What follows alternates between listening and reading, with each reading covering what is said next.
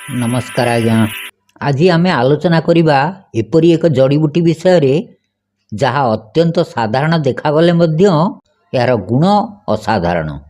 प्रकृतिर कोल एमती अनेक घास जातीय गछ अच्छी जहाँ आम अनाबना घास भावी अवहेला करूँ, किंतु आयुर्वेद रे यही छोट छोट गछ को बड़ बड़ रोगर शत्रु कहुई।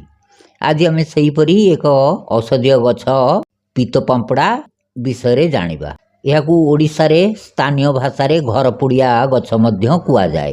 विशेषकर ज्वर, लिभर समस्या एवं शरीरर अत्यधिक पीत दोष को दूर करिवारे यह अद्भुत काम करे। गछर परिचय।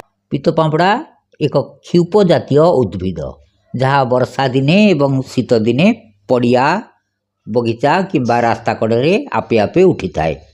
यार वैज्ञानिक नाम हेडियोटिस कोरिम्बोसा। यार आउ गोटे नाम ओलेनलांडिया कोरिम्बोसा। ओडियार नाम पीत पांपड़ा घर पोड़िया गछ। स्थानीय भाषा किसी अलग हो पारे। आपणकर स्थानीय भाषार नाम कमेंट रे लिखंतु। हिंदीर नाम पीत पांपड़ा, संस्कृत रे पर्पट पर्पटक, इंग्लिश रे डायमंड फ्लावर। यही गछटी प्राय गोटे फुट पर्यंत लंबी थाए। यार पत्र गुड़िक अति सरू एवं लंबाड़िया। एथिरे छोट छोट धला रंगर फूल फुटी थाए। यार स्वाद सामान्य पीता लगे, सेतिपई याकू पीत पांपड़ा कुआ जाए।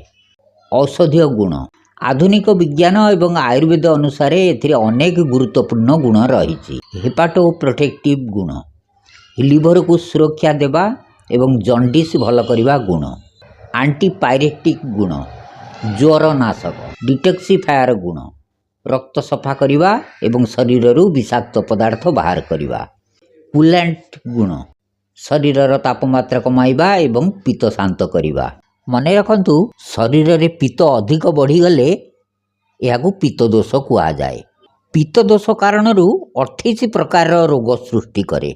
एसिडिटी, छाती जलन, खटा गुड़ी आसवा, पेटर जंत्रणा, पेट भितर घा हबार संभावना, बारंबार पेट खराब होगा, चर्म रोग समस्या, व्रण, रासेस, चर्म नाली पड़जा, कुंडिया, अधिक झाड़ बाहर, झाड़ू दुर्गंध मध्य आसीपारे, शरीरर हाथ पापुली और पाद तल पोड़ा, शरीर भितर निआं लागला पड़ी अनुभव हुए, आखि पोड़ा जला हुए, बारंबार शोष लगिबा, पीत शरीर जलीय अंश को सुखाई दिए, फल पाटी सुखी जाए।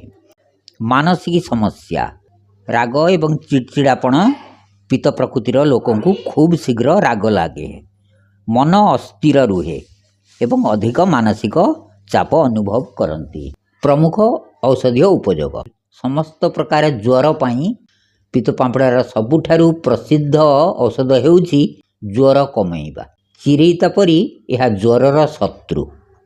केमिति खाती? पीत पांपड़ा एवं शुंठी, सुखिला अदा समान मात्रा रे नहीं काढ़ा तैयारी करंतु। यही काढ़ा को 20-30 ml मात्रा रे पीले ज्वर कम हो जाए। यह पुराना ज्वर, मलेरिया ज्वर एवं वायरल ज्वर को भल करि थाए। लिभर एवं जंडिस। जदि आपणकर लिभर वृद्धि, एनलार्जमेंट, लिभर समस्या होइछि किंबा जंडिस होइछि, तेबे एही गछ एक संजीवनी।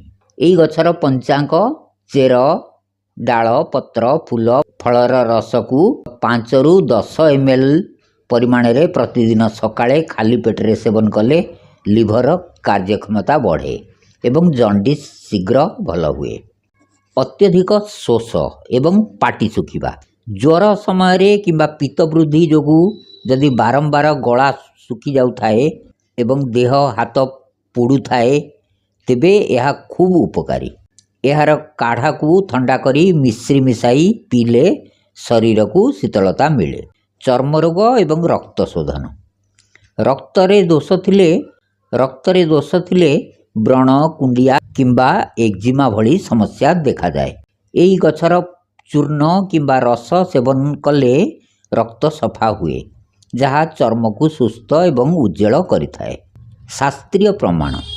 आयुर्वेदर भाव प्रकाश निघंटुरे कुआ जाइछि पर्पटः शीतल स्तिक्त ପିତ ଶ୍ଲେଷ ଜ୍ୱରାପହ ରକ୍ତଦାହ ତୃଷାଗ୍ଲାନି ମଦଭ୍ରାନ୍ତି ହରଂ ଶ୍ରୁତ। ଅର୍ଥ ପର୍ପଟ ପିତ ପାମ୍ପଡ଼ା ଶୀତଳ ପିତା ଏବଂ ପିତ କଫଜନିତ ଜ୍ୱରକୁ ଦୂର କରେ। ଏହା ରକ୍ତ ବିକାର, ଦାହ, ବର୍ଣ୍ଣିଂ ସେନ୍ସେସନ୍, ଶୋଷ ଏବଂ ମୁଣ୍ଡ ବୁଲାଇବା ରୋଗକୁ ନାଶ କରିଥାଏ। ବ୍ୟବହାର ବିଧି ଏବଂ ମାତ୍ରା।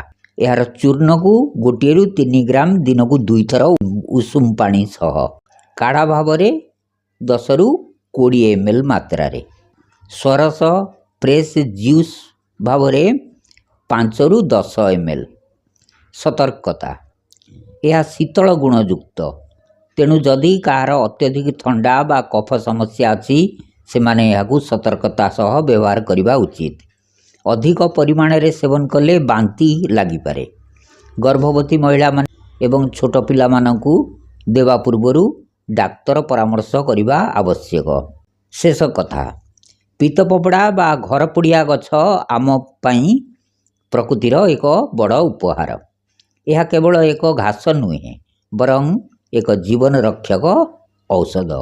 ଆଶା କରୁଛି ଜଡ଼ିବୁଟି ଜ୍ଞାନର ଏହି ଭିଡ଼ିଓ ଆପଣଙ୍କୁ ନୂତନ ଜ୍ଞାନ ପ୍ରଦାନ କରିବ। ଧନ୍ୟବାଦ।